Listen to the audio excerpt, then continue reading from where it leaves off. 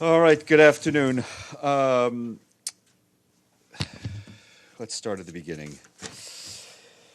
I'll start off with Syria and to say that the United Nations remains deeply alarmed about the humanitarian impact of hostilities in and around the de-escalation zones in the northwest part of the country, which has resulted in hundreds of deaths and injuries in just over 2 months, as well as repeated attacks on civilian infrastructure in an increased level of displacement. Hostilities, including airstrikes, artillery shelling, and clashes, are largely concentrated in areas controlled by non-state armed groups in Idlib, but also in government-controlled areas. An estimated 3 million civilians, among them 1 million children, are in imminent danger due to the violence. Since May, 330,000 women, children, and men have fled their homes. Most have sought safety in overcrowded areas where services are overstretched. Despite ongoing hostilities and limited access, the humanitarian response by the UN and partner organizations is continuing. Critical life-saving food, protection, nutrition, shelter, education, and clean water is being provided to hundreds of thousands of civilians in the Northeast. Every month, nearly 1 million people across that area receive food baskets. The deployment of mobile healthcare units has been fast-tracked to provide services in areas where most of the newly displaced are settling. On Sudan, I also have a humanitarian update. Our colleagues there tell us that the World Health Organization and the UN Children's Fund, UNICEF, are supplying medicine, nutrition supplies, and trauma kits to the State Ministry of Health in East Darfur region. This is in response to a serious shortage of medicine and health supplies in that area. WHO has also provided health kits to some of its partners in North Darfur to help 150,000 patients over the next 3 months. WHO is helping the State Ministry of Health in running the Kebiakial Rural Hospital and will support 4 additional facilities in El Fasher and Khartoum localities until the end of September. Sudan is facing shortages of medicine and health supplies due to the ongoing economic crisis, which has been exacerbated by the current political situation. The humanitarian response plan for Sudan, calling for $1.1 billion, is only 29% funded. Turning to the Democratic Republic of the Congo, the World Food Programme announced that it is scaling up relief operations for conflict-displaced people in the Northeast Democratic Republic of the Congo. The renewed interethnic violence has forced tens of thousands of more people from their homes and increased the number of people in need in humanitarian assistance. The DRC is the world's second largest hunger crisis after Yemen, according to the World Food Programme, with 13 million people food insecure, 5 million of whom are malnourished children. Ebola affected Ituri province, where the spike in clashes between ethnic groups has claimed 160 lives in recent weeks. The World Food Programme intends to triple life-saving food and cash assistance to 300,000 internally displaced people. The organization is planning to assist 5.2 million Congolese this year alone. And the World Health Organization today released updated Zika travel guidance and a summary of the global epidemiology of the virus transmission. According to WHO, a total of 87 countries have or have had evidence of mosquito-borne transmission of Zika virus. An additional 61 countries and territories have evidence of the mosquito that spreads Zika but have not yet documented the virus transmission. More information online, including guidelines on travel, can be found.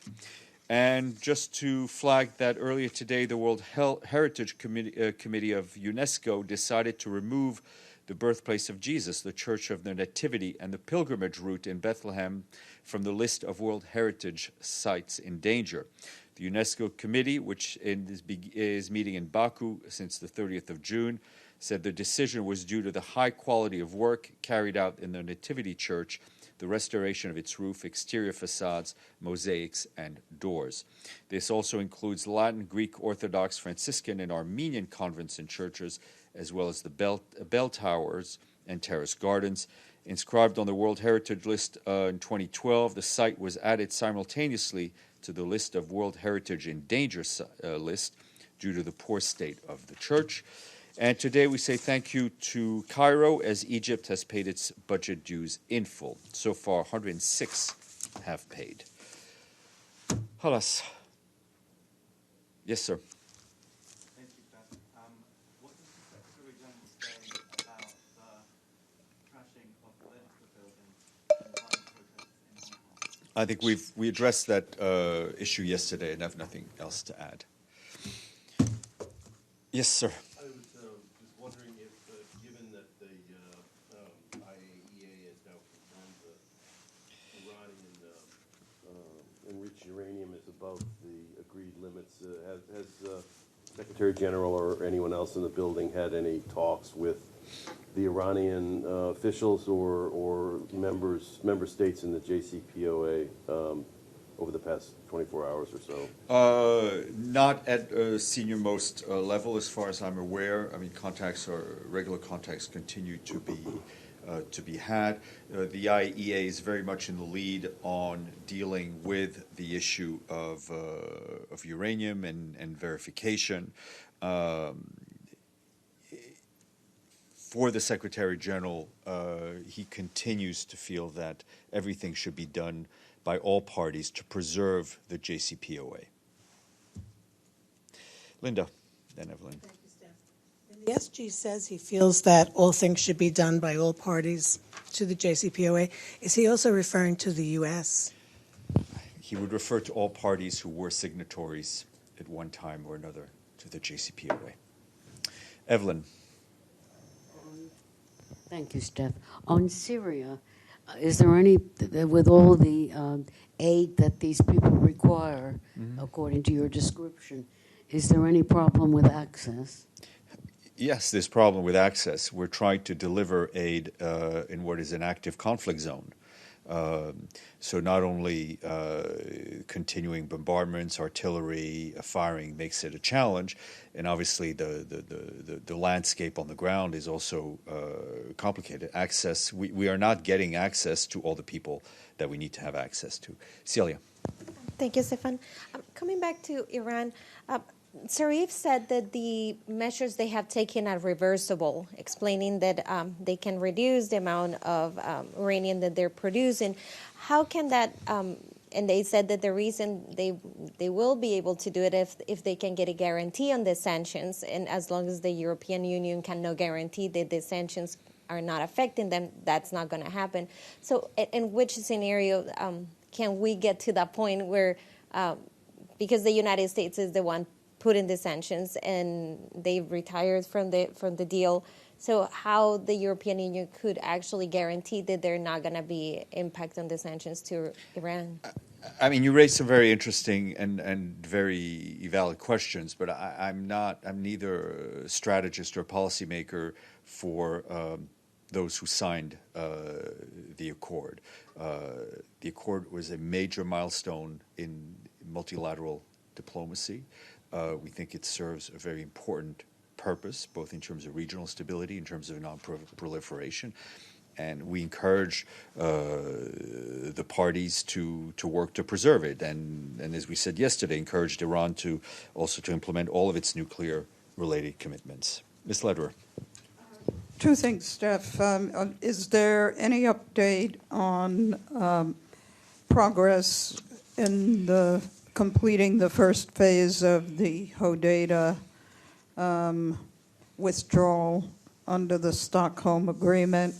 And secondly, can you tell us what's happening in Libya with Mr. Salameh trying to get an end to this conflict? I'll answer your second question with your question itself, if I may be a bit Talmudic here.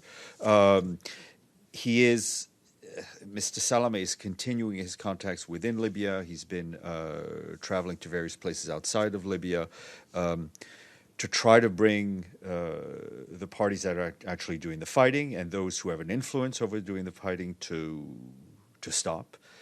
To return to the situation as it was previously. We are on the ground. Our humanitarian colleagues are working to verify the actual humanitarian impact on people of the latest engagement around Garian, just south of Tripoli, as well as the status of the number of I think we talked about 29 refugees and migrants who were held in a center. We're trying to find out what their situation is. Because of the ongoing fighting, it becomes very difficult for us to get information. Much like I was saying to Evelyn, I mean, the situation for the civilians in the town of Gurion have deteriorated due to the fighting, to the encirclement. I mean, I think here we've been updating you regularly on the number of displaced people. I mean, the Libyan people have suffered for quite some time, so we are trying to do whatever we can on a humanitarian end, and Mr. Salameh is trying to work on the political end to see a stop to the fighting. On your question about Hodeida,